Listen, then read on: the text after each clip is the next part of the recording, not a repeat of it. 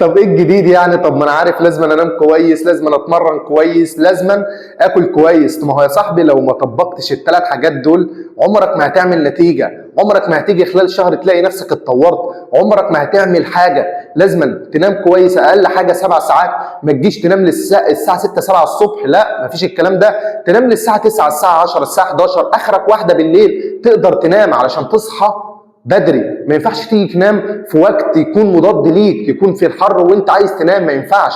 ده اول حاجه. تاني حاجه ما ينفعش تاكل اكلات سريعه زي كريب، زي مش عارف ايه، زي الحاجات المعلبه، زي الحاجات المصنوعه، ده استحاله تعمل منها نتيجه. تالت حاجه ما تجيش تقول لي انا عايز اعمل 20 عده ضغط مره واحده وانت ما لعبتش قبل كده، ما ينفعش. ما ينفعش تيجي تقول لي انا هاجي العب بلانك 10 دقائق وانا ما عملتش نص دقيقه قبل كده ولا جربتها. كده هيحصل لك اصابه، كده هتلاقي نفسك عندك انتقاد نفسي. كل ما تلاقي نفسك انت عايز تجرب حاجه ما فيش، مش قادر اجيبها، لا، في تدريج، في تدريج كويس. لازم تطلع من اول سلمه، ما ينفعش تخط السلمه الثانيه قبل ما تخط الاولى. عايز توصل لحاجه وعايز توصل لنتيجه، بص لنفسك في المرايه، انت عايز توصل ليه؟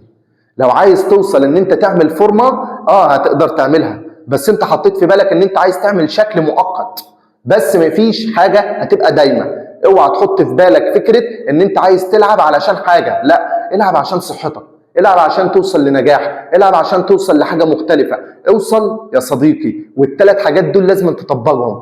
وعايزك تصلي على النبي محمد. تابعني القادم يا بطل. سلام.